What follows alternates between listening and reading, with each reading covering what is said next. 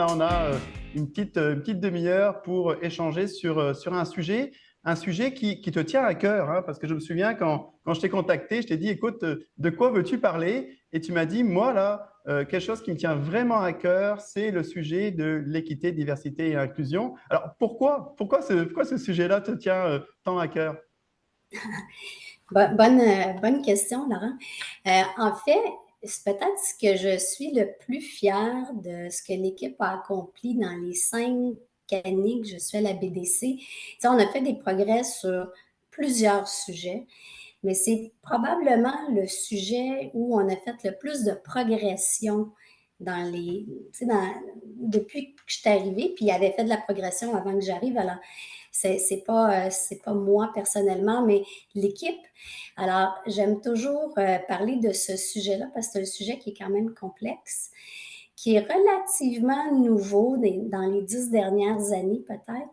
Alors, c'est encore des terrains qui sont méconnus et je pense qu'en tant que communauté ressources humaines, c'est un avantage en parler et échanger pour qu'ensemble, on puisse faire avancer la communauté ressources humaines sur ce sujet-là.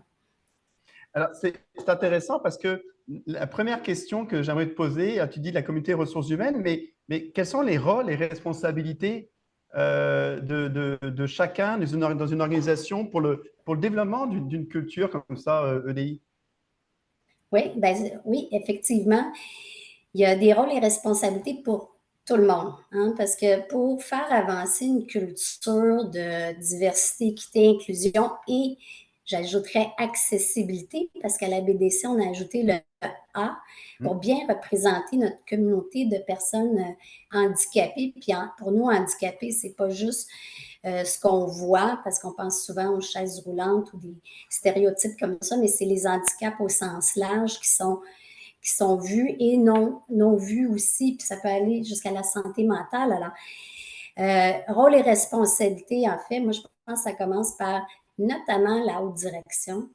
Ça doit être des modèles. Des modèles dans le sens, puis ils ont plusieurs façons de montrer qu'ils sont des modèles, c'est-à-dire ils doivent donner l'exemple, ils doivent dégager du temps dans les comités de direction pour parler de ce sujet-là, qui est un sujet très important.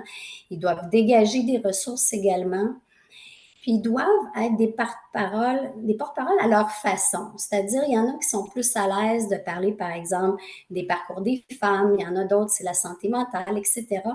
Chacun doit trouver son sujet, mais doit représenter au moins une des communautés, puis d'être présent, parce que souvent, les communautés visées regardent en haut, puis regardent est-ce que eux, ça leur tient à cœur. L'autre chose, je vous dirais, c'est d'être visible. Tu sais, on pense à la fierté gay, par exemple. Alors, à la BDC, on donne des pins, comme on dit en français. On veut qu'ils soient visibles. Quand c'est la semaine de réconciliation, on s'attend qu'ils portent du orange, par exemple. Alors, c'est des petits gestes, mais qui font une grande différence pour les communautés visées. Alors, ça, c'est la haute direction en général. Mais Mais je j'aime dirais ça, les ressources humaines. si je Pardon? me permets de t'interrompre, mais moi, je trouve ça très intéressant que, tu sais, on dit souvent les initiatives, ils partent toutes sortes d'initiatives, mais si ça part pas du haut, là, s'il n'y a pas Ouais. un niveau d'adhésion, et puis moi, je peux partager, malheureusement, nous, ou, en tout cas, on donne beaucoup de formations, on fait beaucoup d'interventions sur le sujet, et malheureusement, vu qu'on est juste entre nous, je peux te le partager à toi, mais des fois, je le vois que c'est vraiment des fois, il y a des actions, hop, on check. Tu sais, c'est vraiment là, on l'a fait, puis maintenant on est correct là-dessus. Mais j'aime ça. Puis j'aime ça ton idée de dire oui, mais on n'est pas obligé de s'impliquer dans tous les domaines, parce que tu l'as dit dès le départ, c'est large et complexe, et d'aller à travers des choses où il y a Oui, un intérêt, ou en tout cas il y a une connexion tout à plus fait. facile. Ouais, Puis qu'il y a une connexion, en fait. ouais. Puis chacun d'entre nous, on a au moins une connexion à une cause. Là, ça, c'est clair, quelle que soit la cause. Alors, la deuxième partie prenante la plus importante, c'est notre communauté, la communauté ressources humaines, évidemment. Alors, tu sais, je pense que la première chose, puis on nous demande souvent par où commencer. Oui, exactement. Alors, la responsabilité des ressources humaines, c'est vraiment de bien faire un examen en profondeur des pratiques, des programmes, des politiques, des procédures. Est-ce qu'on a des biais? Est-ce qu'on a des barrières systémiques dans nos processus? La meilleure façon de le savoir, c'est de souvent donner un mandat à l'externe. C'est des petits mandats, là. Puis je sais qu'il y a des petites firmes là, à qui je m'adresse aujourd'hui, bon, des plus grosses aussi, mais d'avoir un œil externe. Nous, on l'a fait il y a plus de 3 ans maintenant, puis ça nous a permis de corriger plusieurs choses qu'on ne voyait pas parce qu'on est dedans, puis on trouve que nos pratiques sont bonnes. Alors, d'avoir un œil externe, c'est bon. Puis je vais vous donner des exemples concrets qu'on a corrigés. C'est d'avoir un langage inclusif. Alors, c'est sûr qu'on n'est pas parti à tout refaire, tous nos programmes de façon en langage inclusif, mais à chaque fois qu'on en refait un, on s'assure d'entrer le langage inclusif dans chacune des procédures politiques, etc., au fur et à mesure. Euh, Afficher des postes non genrés, par exemple. Mm. Ça, on ne le faisait pas il y a 3 ans. Là, on le fait maintenant. Un audit sur l'équité interne salariale, on pense beaucoup à nos lois, là, hommes-femmes. Mais Tout il à faut fait. aller plus loin que ça, puis de regarder avec nos communautés visées, nos communautés diverses, est-ce qu'on a un biais aussi? Ah, Alors ça, il faut intéressant. faire ça. Alors ça, c'est notre responsabilité, Et ça, c'est le genre ressources d'exercice humaines. que vous avez fait à la Oui, tout à VDC. fait. Oui. Puis on le fait, à chaque fois qu'on fait l'équité salariale au sens large de la loi, on s'assure d'aller un petit peu plus loin. Mais ça, c'est justement avec en revisant nos programmes. Alors ça appartient vraiment aux ressources humaines. L'autre chose que je dirais aux ressources humaines, puis c'est des choses concrètes, là, c'est de faciliter la mise en place des groupes de ressources employées. En anglais, on appelle ça des ERG. Alors ça, c'est des employés d'une communauté Mm. visée qui se rassemblent. C'est des gens qui sont bénévoles et qui représentent leur communauté, leurs besoins. Nous, à BDC, on en a 5. Alors, on a les femmes, les autochtones, on a LGBTQ2+, on a les minorités visibles et dans les minorités visibles, on a un groupe qui est spécifiquement pour les Noirs, la communauté noire et la communauté asiatique aussi, mais sous un grand parapluie. Puis, et on a également les personnes en situation de handicap. OK. Ces groupes d'employés-là, c'est des ressources incroyables pour nous, aux ressources humaines, pour aller valider nos programmes, valider nos priorités, voir s'il y a des choses qu'on dit, qu'on fait, qu'on devrait ajuster. Alors ça, c'est vraiment fondamental dans notre stratégie. Puis c'est notre rôle aux ressources humaines de s'assurer qu'on met ça en place si ce n'est pas déjà fait ou de leur donner du support également. Alors ça serait comme ça appartient vraiment aux ressources humaines. La troisième chose qui appartient aux ressources humaines aussi, je dirais, former, sensibiliser, éduquer. Je vais y revenir un petit peu plus loin. Je vais vous donner des exemples concrets qu'on a fait, mais ça, c'est vraiment fondamental. Puis Puis, ensuite, ben, oui, vas-y, oh, Laurent. pardon, pardon. Et t'as pas cité est-ce que je sais que vous avez une politique, hein, je crois même que moi-même en tant que fournisseur, on a il y a des choses qu'il faut qu'on valide de notre côté aussi, à savoir si justement on est doté nous-mêmes d'une politique. Là, c'est des validations que vous faites du côté de la BDC. Mais puis j'ai envie de poser la question à tous, c'est que est-ce que les personnes qui assistent à cette causerie-là, avez-vous une politique tout simplement là, juste pour voir si où est-ce qu'on est chacun. Je sais que des fois on en a une. Alors la question elle est posée de cette manière-là. Est-ce que vous avez une politique dans votre organisation? Oui, et puis elle est connue de tous. Oui, mais je suis pas sûr qu'elle soit connue de tous ou non, tout simplement. Donc de votre côté, c'est ça, la BDC, là, vous êtes aussi bien outillé hein, sur là-dessus. Là. Tout à fait. Nous, en fait, on n'a pas de politique spécifique, mais ce qu'on a décidé de faire, euh, en contrario, c'est qu'on s'assure que chacune de nos politiques on inclut les aspects de DEIA, par contre. OK. Alors, nous, elle est ingrained dans tout ce qu'on fait. Très intéressant. Alors, je partage les résultats là, là-dessus. C'est que, ben, on voit, hein, il y a que euh, presque la moitié de personnes qui assistent n'ont pas de politique et vraiment une minorité, là, 14%, disent oui, on a une politique. Et ce que je remarque surtout, c'est que 38%, presque une personne sur trois dit ben, oui, on en a une, mais je ne suis pas sûr qu'elle soit connue de tous là-dessus. Donc, c'est vraiment intéressant. Ça m'amène à une question de savoir, tu sais, il y a des défis, hein, et des défis, puis beaucoup de questions qui étaient posées par les personnes qui sont inscrites à cette causerie étaient comment on fait pour engager notre monde? Tu sais, parce que des fois, là, on le sait, on peut avoir des outils, on peut avoir des initiatives, mais on a du mal à aller chercher l'engagement des uns et des autres. Est-ce que est-ce que vous avez vous-même été face à ce genre de défi-là?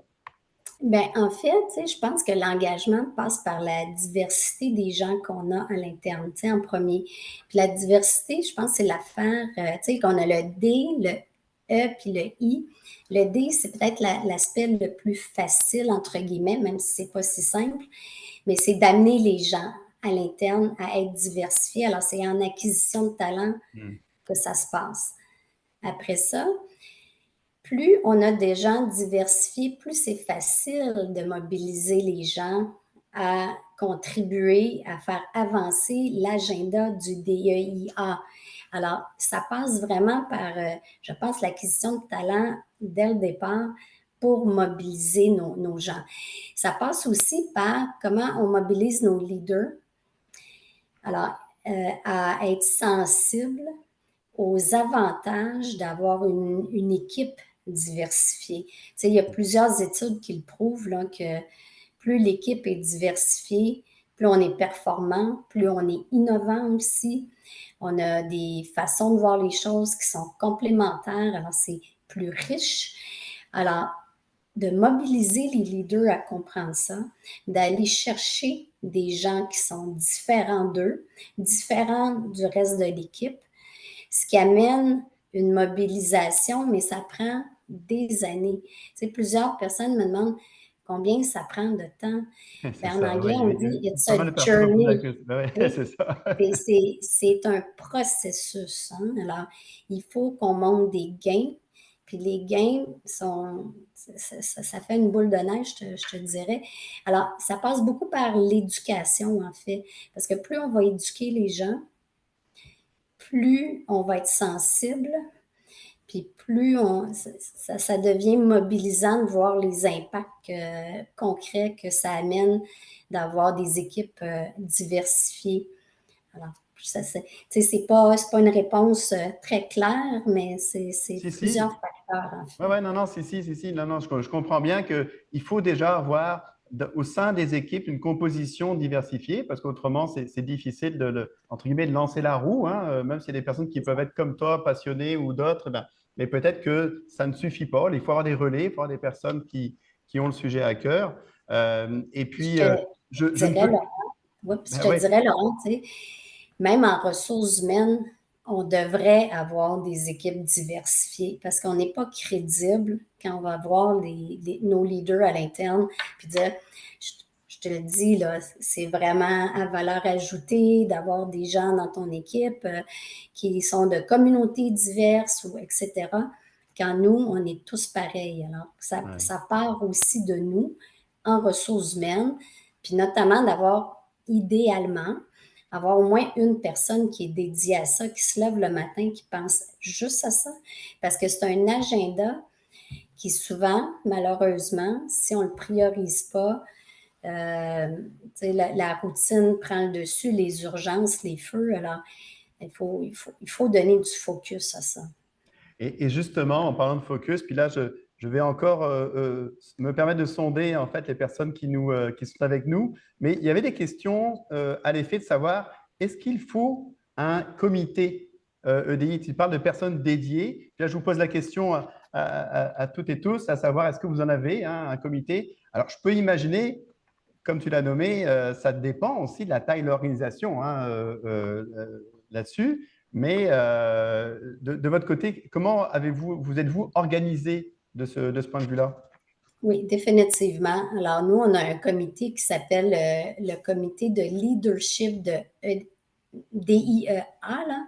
Alors, on a pris un leader d'une des communautés visées. Alors, ça peut être les 5 communautés que je vous ai nommées au préalable. Puis, c'est des leaders seniors dans l'organisation qui ont de la crédibilité d'abord. Et on les réunit une fois par trimestre pour parler des agendas, entre guillemets, ressources humaines qu'on veut mettre de l'avant dans nos programmes. Puis eux nous challenge, nous donnent du feedback et nous aident aussi, c'est nos ambassadeurs. Alors ça, c'est ça, c'est la clé. Au-delà de nous donner du feedback, c'est nos ambassadeurs qui ensuite, dans leurs fonctions respectives, parce qu'ils représentent chaque membre du comité de direction, ils sont capables d'être porte-parole de nos programmes également. Alors, puis c'est des gens qu'on prend aussi pour faire des conférences à l'interne. Quand on invite des gens externes, soit des consultants ou des gens spécialisés, bien souvent c'est avec eux qu'on va faire l'animation aussi de ces dîners-causeries-là. Alors, on les utilise beaucoup. Moi, je pense que c'est essentiel d'avoir un groupe de leaders seniors qui soient capables de nous challenger et de nous représenter également. Que ça ne devient plus juste des programmes ressources humaines, c'est des programmes business aussi. J'aime ça, là. J'aime ça toujours quand on entend ça, quand on entend que c'est pas une affaire purement RH, mais c'est quelque chose qui est à la fois, qui a été même co-créé par d'autres parties prenantes de l'organisation et qui sont véhiculés par tous et chacun. Donc, c'est vraiment parfait. Puis là, je suis vraiment impressionné des résultats là, sur le sondage. En fait, c'est à peu près la moitié d'entre vous, oui, vous en avez. Hein. Vous avez déjà un comité. En place. Donc, bravo. Et puis, je trouve que ce que tu apportes ici, Marie-Chantal, comme conseil, parce que finalement, ça ne me semble pas inaccessible. Hein. On parlait d'accessibilité, justement, de la manière dont tu expliques la composition et puis la mise en place de ce comité-là. Ça me semble assez accessible, même pour des petites organisations comme les nôtres. Donc c'est. Tout à fait. Puis tantôt, on parlait de comment on mobilise les gens. Bien, effectivement, c'est un aspect de la mobilisation. Parmi toutes les initiatives, parce que vous en avez de nombreuses initiatives sur l'équité, diversité, inclusion, quelles sont, et puis là, ça peut être juste toi, hein, mais quelles sont celles que tu t'es dit, OK, ça, je trouve que c'est des initiatives qui ont vraiment été porteuses pour la BDC, ou en tout cas voilà, qui te tiennent à cœur? Bien, je ne vais pas parler de moi, je vais parler des employés parce qu'ils nous ont donné de la rétroaction. Alors, c'est vraiment nos formations. Alors, il y en a 2 spécifiquement qui ont été plus qu'appréciées puis qui a vraiment fait la différence dans euh, leur connaissance, leur appréciation aussi de, bon, je vous dis lesquelles. La première qu'on a fait, ben, il y en a 3 en fait. La première, c'était le leadership inclusif. Alors, c'était pour nos leaders, puis comment être sensible, puis comment être un allié dans toutes les sphères de la diversité, parce que souvent, c'est un peu flou, comment moi, leader, je peux agir. Alors, on leur a donné des outils, des trucs.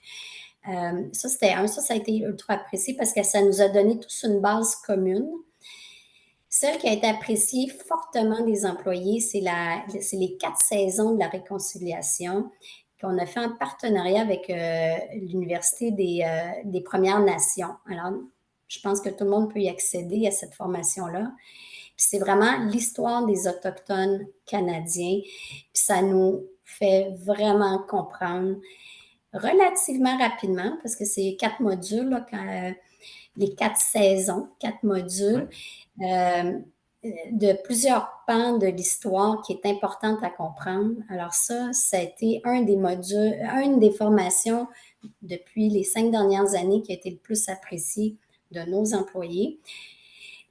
L'autre qui a été très, très apprécié, puis ça, tout le monde peut le faire aussi, ça a été fait à l'interne avec nos employés et c'était des employés qui témoignaient de leur handicap. Alors souvent, on pense à des handicaps physiques. Oui, il y en avait que c'était ça, mais aussi des handicaps visuels, des handicaps audio, puis des handicaps de un collègue à moi qui témoignait, alors c'est quand même un membre du comité de direction, de sa dyslexie.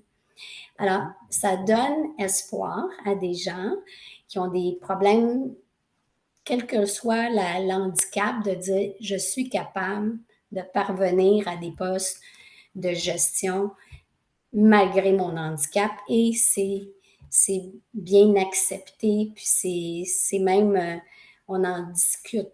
Alors, ça a été deux coups de cœur, je vous dirais, qui a fait grandir rapidement l'organisation dans ces thématiques-là.